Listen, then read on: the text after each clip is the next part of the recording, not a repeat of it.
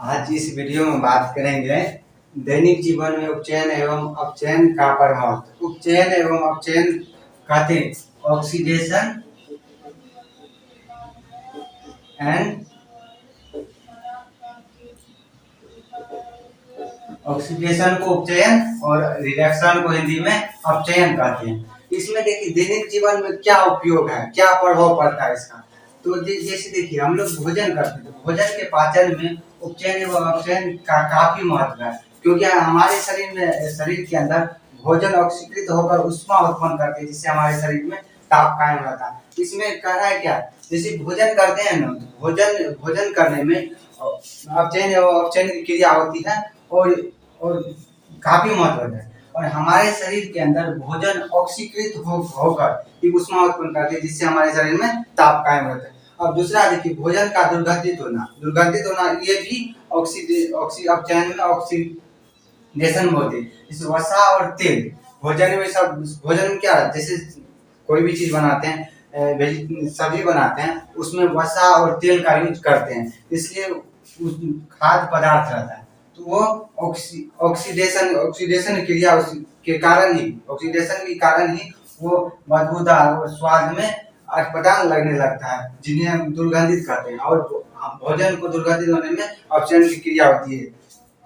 देखिए इसमें बात क्या है, जैसे वसा और तेल का समान रहता है, उसमें अपचयन की क्रिया होती है ना, अपचयन की क्रिया के कारण ही वो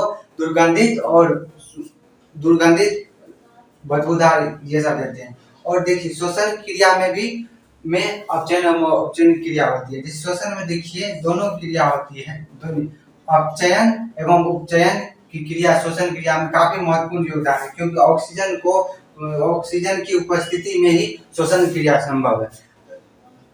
श्वसन की क्रिया ऑक्सीजन की उपस्थिति में होती है, और जो हम जानते हैं ऑक्सीजन की उपस्थिति में होगी तो उस ऑक्सीजन के कारण ही रिडक्शन और ऑक्सीडेशन दोनों होती है। और देखते हैं दहन की क्रिया में भी प्राय ऑक्सीजन की होती है। जैसे आप किसी मोमबत्ती को जला लीजिए, यदि मोमबत्ती को जलाकर छोटा मोमबत्ती, उसमें यदि आप कोई भी कांच का टुकड़ा रख दीजिएगा तो उसमें कुछ देर के बाद बंद हो जाएगा। जब तक उसमें ऑक्सीजन रहेगा तब तक वो जलेगा और कुछ देर के बाद बंद होगा। इसलिए कहा दहन की क्रिया भी प्राय ऑक्सीजन की उपस्थिति में होती है। इसी कारण ने अपचयन अभिक्रिया भी कहते हैं, इसलिए कहते हैं। जैसे देखिए ये सब उपयोग है, क्यों कैसे उपयोग करते, इससे पहले देखे थे दैनिक जीवन में उपचयन अपचयन का उपयोग। अब देखते हैं भोजन को दूषित होने से बचाने के कुछ तरीके। भोजन को दूषित होगा तो उसे को कैसे बचाएंगे, तो सबसे पहला तरीका फ्रिज में रखिए, और दूसरा तरीका है एंटीऑक्सीडेंट मिलाकर। तो उस दो BHA और BHT ये एग्जाम्पल है, ये दोनों केमिकल है। और दूसरा तरीका है भोजन को फ्रिज में रखकर, और तीसरा है वायुरुद्ध बर्तन में रखकर। वायुरुद्ध बर्तन में रखने का मतलब कि उसमें ऑक्सीजन की मात्रा नहीं हो, उसमें ऑक्सीजन नहीं हो। ऑक्सीजन जब लेगा तब तो गड़बड़ हो जाएगा, इसलिए कहते हैं। इसका स्क्रीनशॉट लेना तो आप ले सकते हैं। दहन और दहन के प्रकार देखिए, दहन होता है किसी पदार्थ ऑक्सीजन में जलने पर उसमें ऊष्मा और प्रकाश उत्पन्न होती है, इसी क्रिया को दहन करते हैं। मतलब जैसे किसी भी रोशनी को जलने के लिए ऑक्सीजन की आवश्यकता होती है, और ऑक्सीजन की आवश्यकता से ही वो ऊष्मा और प्रकाश देगा, तो उसी को क्या कहते हैं, दहन क्रिया। तो दहन का एग्जाम्पल देखिए, लकड़ी का जलना, ये दहन की एग्जाम्पल है।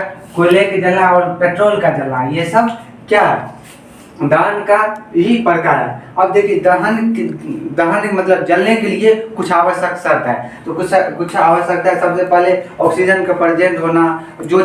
कौन चीज जलाएंगे, उसमें लकड़ी हो या केरोसिन हो, इसीलिए लिखे हैं दहनशील पदार्थ की उपस्थिति, कौन चीज जलेगा वो, और ज्वलन ताप की प्राप्ति, कितना ताप, डिग्री ताप है उस सेल्सियस वो है। अब देखिए जो इसमें आता है ज्वलन ताप, जिस न्यूनतम ताप पर कोई पदार्थ जलना प्रारंभ करती है, न्यूनतम ताप सबसे कम ताप पर जलना प्रारंभ जो चीज करेगा उसी को हम ज्वलन ताप कहते हैं। और दहन के प्रकार की है द्वैत और मंद, श्वेत और विस्फोट। मतलब द्वैत मतलब तीव्र गति से जो होगा, तीव्र गति से कोई भी चीज जलेगा तो उसे क्या कहेंगे, द्वैत कहेंगे।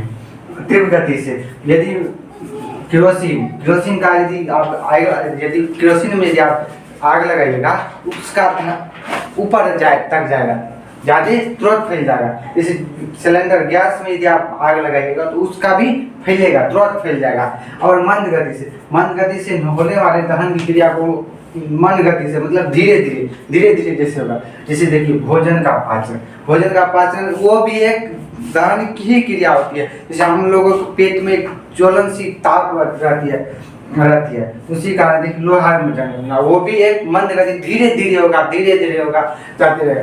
अब देखिए स्वतः होने वाले दहन की क्रिया को स्वतः में देखिए श्वेत फास्फोरस है वो बहुत अपने आप कभी कभी आग लगता है। फास्फोरस में यदि उसको ऑक्सीजन में जब ये रिएक्शन करेगा तुरंत आग पकड़ लेगा, फास्फोरस जैसे ही बाहर निकलेगा।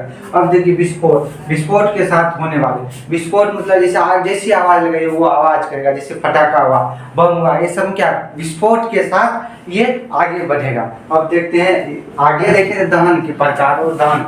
अब देखते हैं कुछ नॉट कोड है जो बिना ऑक्सीजन की उपस्थिति में जलता है। तो देखिए सबसे इसमें दहन की क्रिया प्राय ऑक्सीजन में होती है, मगर परंतु कुछ पदार्थ अपवाद में है और बिना ऑक्सीजन की उपस्थिति में जलती है। जैसे देखिए नाइट्रोजन और क्लोरीन दोनों गैस है, मैग्नीशियम है, मोमबत्ती है, ये सब बिना ऑक्सीजन की उपस्थिति में भी जल सकती है। अब जैसे देखिए एक होता है ज्वाला किसको कहते हैं? जलती हुई गैसों के क्षेत्र को ज्वाला कहते हैं। जहाँ तक जैसे कोई मोमबत्ती है तो जलाएंगे तो जहाँ तक वो जलेगा क्षेत्र जहाँ तक रहेगा उसी को हम ज्वाला कहते हैं। जैसे देखिए एक मोमबत्ती भी है तो मोमबत्ती में ये देखिए ये जलना प्रारंभ किया। यहाँ पर जो रहेगा ना अंदर में जो पार्ट रहेगा, यदि आप मोमबत्ती में हाथ डालिएगा अंदर में तो आपको साइड में ज़्यादा जलेगा और अंदर में जलनशील नहीं होगा। जैसे देखिए ये अंदर वाला पार्ट जो ये सबसे क्या है, सब ये अंदर वाला पार्ट है, ये सबसे कम है। उसके बाद ये बीच वाला पार्ट है, ये क्या है, ये इससे ज्यादा गर्म है। और ऊपरी पार्ट देखिए सबसे ज्यादा गर्म है। तब क्या कहते हैं इसमें पूर्ण दहन बाह्य क्षेत्र में पूर्ण दहन होगा और आंशिक बीच वाला में थोड़ा थोड़ा जलन होगा। उसका कलर पीला टाइप करेगा, येलो टाइप करेगा। तो यही देखिए तो सबसे कम जलेगा उसके केंद्रीय कहते हैं, जो बीच में रहेगा उसे दीप्त कहते हैं। और बीच वाला पार्ट जिसमें ज्यादा मीडियम गर्म रहेगा मगर मीडियम साइज में रहेगा तो उसको दीप्त कहते हैं। और सबसे ज्यादा ऊपरी पार्ट में तो ऊपरी सबसे ज्यादा गर्म होता है इसलिए इसे अप्रदीप्त कहते हैं। आप डिफिनेशन में कर सकते हैं जैसे किसी भी ज्वाला के सबसे बीच वाले पर जहाँ सबसे कम रहेगा उसे केंद्रीय में तो मीडियम साइज में रहेगा, थोड़ा गर्म रहेगा, थोड़ा रहेगा केंद्रीय मंडल से ज्यादा रहेगा उसे दीप्त क्षेत्र कहते हैं। और इससे सबसे ज्यादा रहेगा उसे अदीप्त क्षेत्र कहते हैं। और एक चैप्टर में लास्ट में पेट्रोलियम बनता है, मीथेन, इथेन और प्रोपेन तीनों मिलाकर पेट्रोलियम गैस का निर्माण होता है। अब इसमें एक पॉइंट याद रखिएगा, पेट्रोलियम गैस में क्या क्या मिला रहता है, ब्यूटेन, प्रोपेन और इथेन। ये बोर्ड में बराबर पूछ देती है। और इसमें क्या है, सिलेंडर में तीनों को बंद करके रखा जाता है तब गैस का निर्माण होता है। अब देखते हैं एलपीजी सिलेंडर में एक विशेष प्रकार का खराब दुर्गंधित एक केमिकल मिलाया जाता है, क्या इथेन मर्क्यूरेट। इसी से हम लोग जैसे उसमें पहले गैस में कोई दुर्गंध नहीं थी, गैस लीकेज हो रही थी, पहले पता नहीं चलती थी गैस निकल रही थी। तब वैज्ञानिक ने खोजा एक इथेन मर्क्यूरेट नामक गैस, उसको मिलाया जाता है गैस में। तो आजकल पता चलने लगा है गैस निकल रही है, लीकेज कर रही है, इसलिए इसमें मीथेन ये भी बहुत बराबर हो जाता है। कौन गैस में कौन चीज मिलाया जाता है, इथेन मर्क्यूरेट गैस। और देखिए एलपीजी की विशेषता, एलपीजी आने से क्या होता है तो सबसे पहले हम लोग इसमें जानेंगे केवल 1 केजी गैस जलने से 50 केजी जूल ऊष्मा की प्राप्ति होती है। इसे पहले जलावन की अधिक आवश्यकता होती है और गैस में 1 केजी जलाने से 50 केजी जूल की आवश्यकता होती है। और दूसरा इसके रख रखाव के लिए जगह कम लगती है और आसानी से हर वक्त रख दें, इसका ज्वलनता बहुत कम होती है। तो आज इसकी